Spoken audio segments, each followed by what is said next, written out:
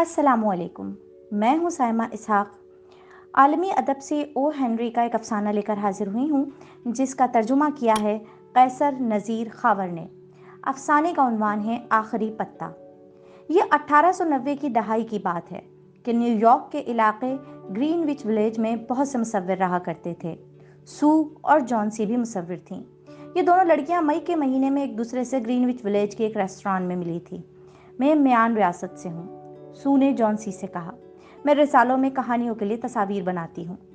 मैं कैलिफोर्निया से हूँ, जॉन्सी ने सू को जवाब दिया। लेकिन मैं इटली जाना चाहती हूँ। मैं नेपल्स की खलीज की तस्वीर बनाना चाहती हूँ। दोनों लड़कियों ने एक दूसरे के साथ आर्ट, कपड़ों और खाने के बारे में घंटा भर बात की।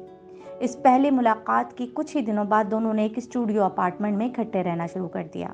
उनके कमरे ग्रीनविच विलेज के एक पुराने ईंटों के बने घर में सबसे ऊपरी मंजिल पर थे। दिसंबर के महीने में न्यूयॉर्क में बहुत सर्दी पड़ी और बर्फबारी हुई तो हर तरफ बर्फ ही बर्फ नजर आने लगी। शहर में कई लोग बीमार हो गए। इस बीमारी का नाम नमूनिया था। डॉक्टरों ने मरीजों को बचाने की बहुत कोशिश की, लेकिन उनमें से बहुत से मर गए। इसी महीने जॉन्सी को भी नमूनिया हो गया। वो बहुत बीमार हो गई और हर वक्त बिस्तर पर ही पड़ी रहती कि वो तो हिल भी ना सकती थी। एक डॉक्टर रोज उसे देखने के लिए आता, लेकिन जॉन्सी की हालत बेहतर नहीं हो रही थी। एक सुबह डॉक्टर ने जॉन्सी के कमरे के बाहर सू से खामोशी से कहा, मैं अब इसकी मजीद कोई मदद नहीं कर सकता। वो बहुत उदास है और अब मजीद जिंदा नहीं रहना चाहती। किसी को उसे फिर से खुश करना होगा कि उसमें जिंदगी की उमंग फिर से जागे। उसको किसी बात में दिलचस्पी है?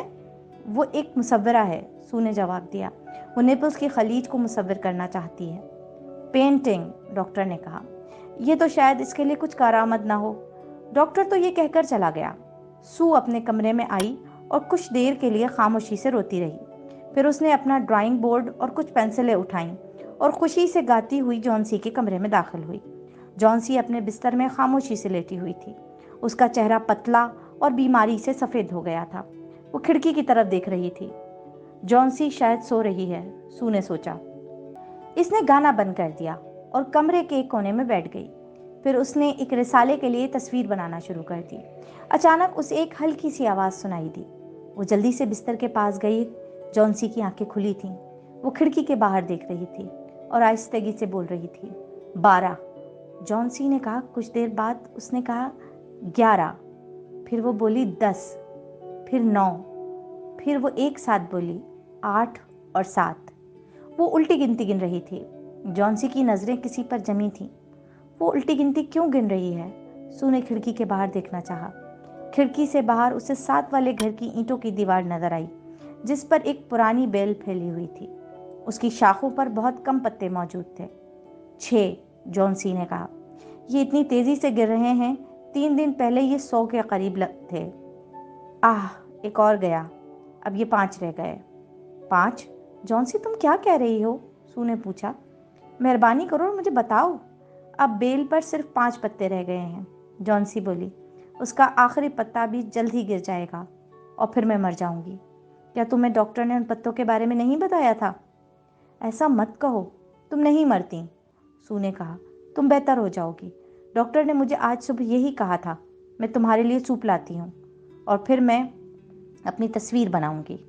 रिसाले वाले मुझे जल्दी पैसे दे देंगे, फिर मैं तुम्हारे लिए खाने की कोई अच्छी सी चीज़ लाऊंगी।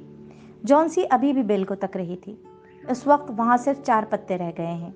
उसने कहा, मैं कोई सूप वूप नहीं पीना चाहती। आखिरी पत्ता भी जल्द ही गिरने वाला है। जॉन्सी डियर, सू ने कहा, मेहरबानी होगी अगर तुम आंखें मूंद लो और कुछ देर के लिए सो जाओ। मुझे कल तक की ड्राइंग को मुकम्मल करना है। मैं नहीं चाहती कि तुम इन पत्तों पर मजीद ध्यान दो। जॉन्सी ने आंखें बंद तो कर ली, लेकिन बोली, लेकिन मैं आखिरी पत्ते को गिरता देखना चाहती हूँ। उसने फिर से कहा, ये जल्द ही गिर जाएगा। पत्ते थक चुके हैं और मैं भी। मैं मरना चाहती हूँ। मेहरबानी करो और सोने की कोशिश करो, सू ने कहा। मैं बहरमैन से 1 मिनट के लिए बात करने जा रही हूँ। मुझे अपनी ड्राइंग के लिए एक मॉडल की ज़रूरत है। मुझे उसे कहना है कि वो मेरे लिए मॉडल बने। बूढ़ा बहरमैन निचली मंजिल में रहता था। वो भी मुसव्विर था, लेकिन उसने कभी कोई अच्छी तस्वीर नहीं बनाई थी। वो इस बात पर नाखुश होने के साथ साथ उदास भी रहता था। मैं एक दिन एक लाजवाब तस्वीर बनाऊंगा, बहरमैन अक्सर कहा करता था। लेकिन वो कभी भी कोई लाजवाब तस्वीर नहीं बना पाया। हालांकि उसकी उम्र 60 से ज़्यादा हो चुकी थी। सो मनहनी सा बूढ़ा आदमी उसके पास छोटे से कमरे में आ गई और उसे जॉन्सी और बैल के पत्तों के बारे में बताया। ओह, क्या बेवकूफ़ लड़की है, बेयरमैन चिल्लाया। एक बूढ़ी बेल भी भला लोगों को मार सकती है, लेकिन ये बेल उसे मार रही है। सू ने कहा, वो बहुत बीमार है और इंतहाई लागर हो गई है।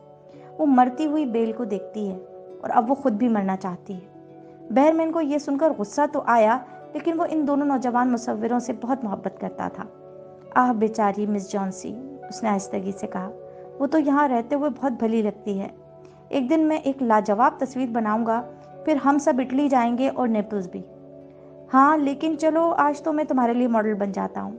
दोनों ऊपर जाते हैं। जॉन्सी सो रही थी। सू ने अपनी दोस्त के कमरे की खिड़की का पर्दा गिरा दिया। फिर वो बेयरमैन को लेकर अपने कमरे में चली गई। वो दोनों पुरानी बेल को देखने लगे। बाहर बर्फीली बारिश हो रही थी। लगता है जल्द ही बर्फबारी होने वाली है, सू ने सोचा। बेयरमैन बैठ गया और सू उसकी तस्वीर बनाने लगी। उस रात तूफान आया।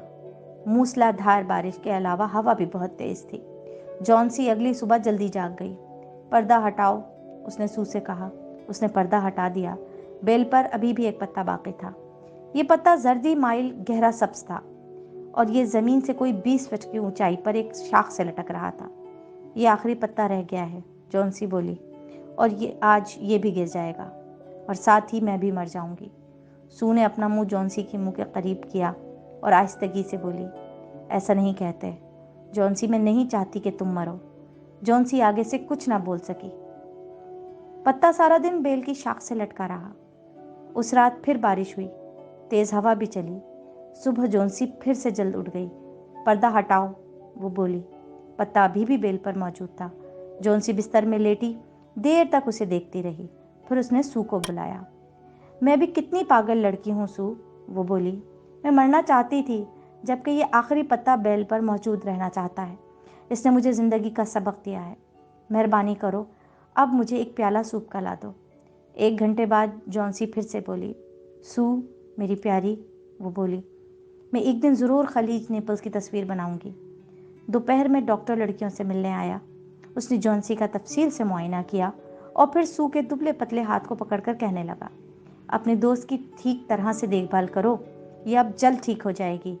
अब मुझे निचली मंजिल पर भी जाना है। मैंने मिस्टर बेयरमैन को भी देखना है, उन्हें भी नमूनिया हो गया है। उन्हें तो मुझे अस्पताल भेजना होगा। अगले दिन डॉक्टर ने सू से फिर बात की। तुम्हारी दोस्त अब बहुत जल्द ठीक हो जाएगी। फिर इसने उसे कुछ और खबर भी दी। उस दोपहर सू जॉन्सी के कमरे में गई और उसके कंधे पर अपना हाथ रखते हुए बोली, मिस्टर बेयरमैन आज सुबह अस्पताल में इंतकाल कर गए। 2 रोज़ कबल उनके हमसायों ने उन्हें अपने कमरे में बहुत बीमार पाया था। उनके जूते और कपड़े भीगे हुए थे। उन्होंने डॉक्टर को बुला लिया। बाद में एक हमसाये को सहन में एक सीढ़ी पड़ी नजर आई। उसके साथ एक लैंप भी था। कुछ ब्रश और सब्ज और जर्द रंग भी थे। जॉन्सी, खिड़की से बाहर देखो। अब उसकी आवाज़ मध्यम थी। बेल पर लटके हुए आखिरी पत्ते को देखो, ये अभी भी वही है। उसे देखकर तुम्हें हैरानी नहीं हुई कि ये तो हवा में लहरा भी नहीं रहा? ये बेयरमैन की लाजवाब तख्लीक है जो उसने उस तूफानी रात में मुसव्विर की थी।